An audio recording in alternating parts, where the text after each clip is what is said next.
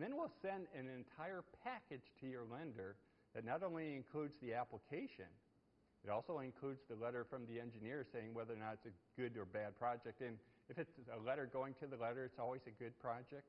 If it's a bad project, we won't contact your lender. The participation agreement lays out the terms and conditions, what collateral will be used, what the repayment schedule is going to be. Generally, repayments are on a monthly basis, but there have been exceptions made, especially for organizations like schools where they don't get monthly income, but rather annual or biannual receipts. The owner agreement, this is probably more of an interest to the audience. We require 2 reports, a startup report and then annual reports. The startup report is to tell us exactly what did you end up building. What you put in an application isn't always what gets built. And the purpose of the startup is to tell us exactly what you did buy, including the model number of the equipment and so forth. What did it actually cost you? Because the application will be an estimate normally at best.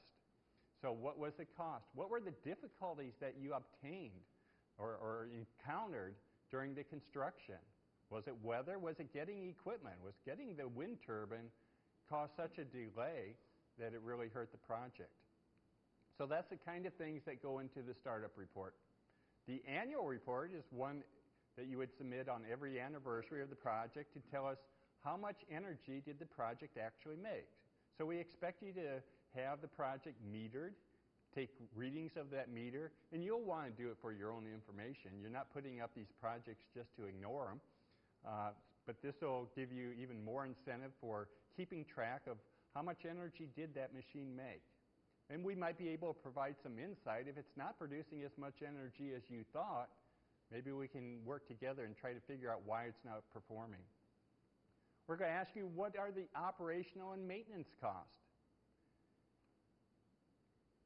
And then a general assessment of the project. Would you build it again? Why are we doing this? And we'll see some slides. We're taking this information and creating these case studies. And the case studies were out by the front door as you walked in. I hope that you grabbed a set.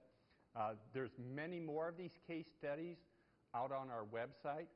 But the case studies are very necessary because there's very few places that you can go today and find out what other people are doing.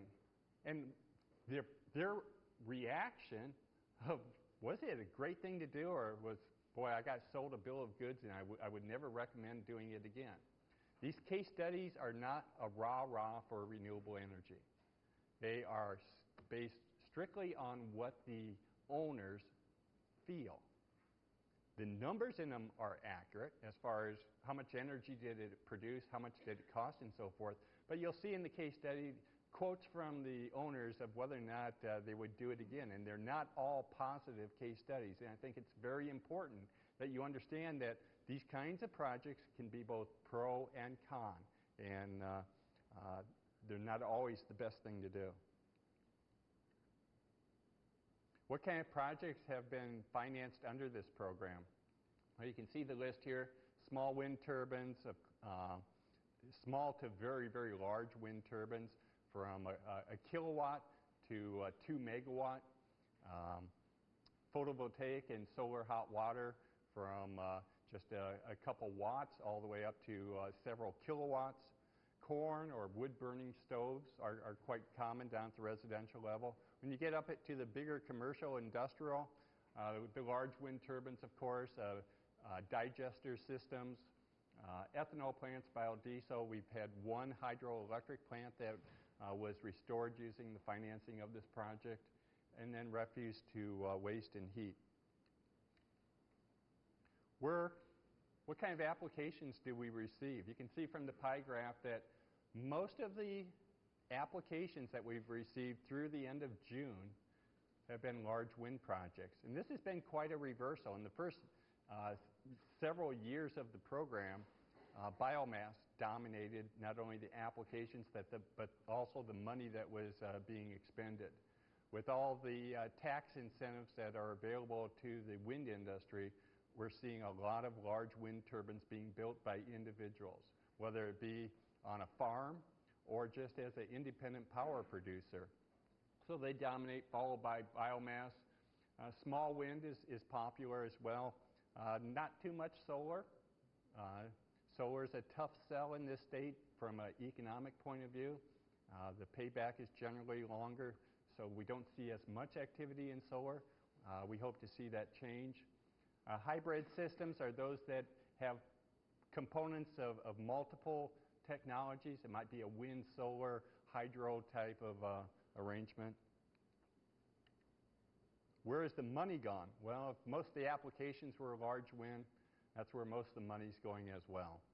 So you can see very little money has gone to the solar, hybrid, or small wind projects. Now, one of the reasons is those kind of projects don't ask for much money, whereas the large turbines anymore, that you're talking $2 million projects, and they have typically been asking for at least $250,000 each. So that's where the majority of monies have been spent. I alluded to the case studies. And I think that this is just a fantastic thing that we're doing for everyone, because we will wait at least 3 years and maybe as long as 5 to 6 years before we'll publish one of these, so that we do have enough data that it's actually a meaningful case study. If you take a wind turbine and only put out 1 year's worth of data, it really doesn't tell you very much, because that 1 year might have been a slow wind year. Or on the reverse side, it might have been a very fast wind year and give you a false impression of how well a small wind turbine could work. By getting 3 to 5 years of data before we publish a case study, presumably some of those wrinkles have been ironed out. It will include content that comes from the startup reports, the annual reports, as well as interviews. Let's talk about a couple of them. The Ashlar Residents. This is a retired doctor that lives down in Hamburg, Iowa. Hamburg's in the very southwest corner of the state. A very energy-conscious person decided that he wanted to build a small wind turbine. He put up a 20-kilowatt Jacobs unit on his site. Cost him $40,000. This was constructed back in 2002. I don't think that you could buy a 20-kilowatt Jacobs for $40,000 today, but that's what he purchased his for. So out of that $40,000, $20,000 of it came from the loan program at 0% interest. You can see at the bottom some of his numbers. This machine has actually worked very well for him. He's not in the greatest wind regime part of the state, but it has produced quite well. The project was a 15-year payback project, which is not uncommon, and the numbers show that it's paying off just about what was anticipated. So this is a very good example of a project that is pretty real. Even though in today's world the costs are a little bit higher, more than likely the value of the electricity coming off of that turbine is a little bit higher too. So a 15 to 20-year payback for this type of turbine in this situation is pretty realistic. The next example is the Isbells. The Isbells more than likely will be down here, so if you run into them, you can talk to them. I think that this is a very good example of a project. This is a hybrid project where they installed PV, small wind, and solar hot water. They also tried to in-stream small hydro that would run strictly off of the current of the river. That part didn't work very well. Additionally, they put in a wood-burning stove, so they are completely, or tried to be completely, energy independent. Well, that's all fine and good, and you can read the numbers of how well it has performed, but the interesting part of this particular case study is the life changes that the Isbells did to make this happen. Prior to the installation of these systems, they were consuming about 47 kilowatt hours a day. That's pretty high. That's above the Iowa average. And for this particular residence, that was a lot of energy. So what they did when they decided to go renewables was they changed their whole outlook on how they used energy. They replaced all their appliances with energy-efficient appliances. They replaced high electric demand appliances where they could with gas appliances. When they installed this project back in 1999, gas was much cheaper than it is today, and it made a lot more sense putting in gas than electric. They put in all compact fluorescent lights. Their whole home was converted so that they went from 47 kilowatt hours down to about 5 or 6 kilowatt hours a day. A remarkable transformation. With that low of requirement, their small kilowatt turbine and a couple kilowatt and a half, I believe it is, PV system worked very well. They used the solar hot water heater to preheat their domestic hot water.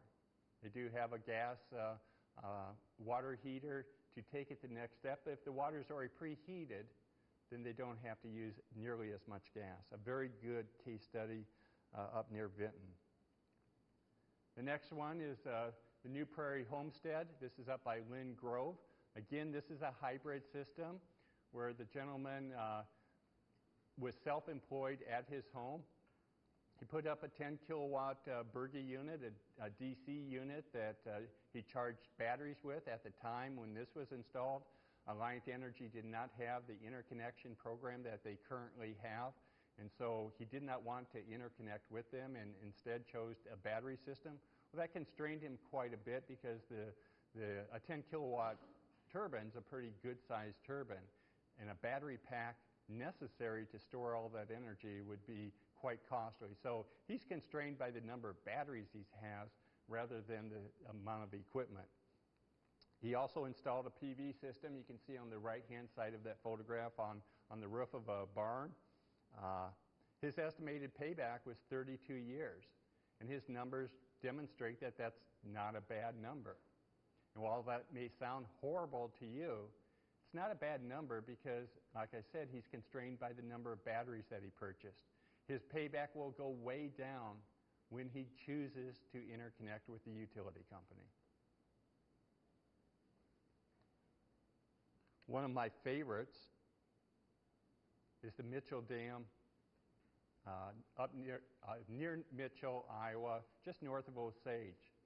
This was a dam that in 1993 was washed out by the 93 floods. The Tainer Gate was ripped off from its trunnion.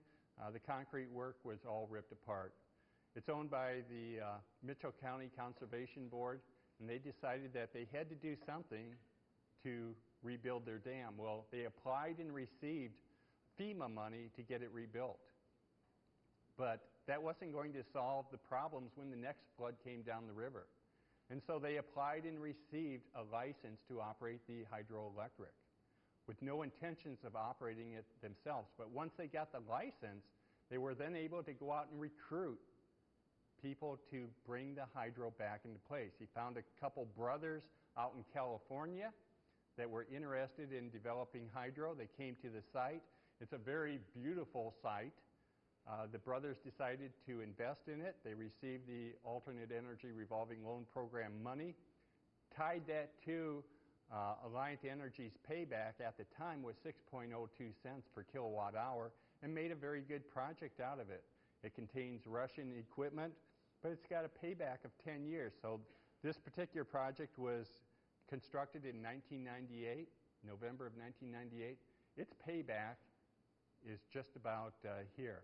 And indeed, the payback, if you look at the numbers are actually exceed the numbers that were anticipated.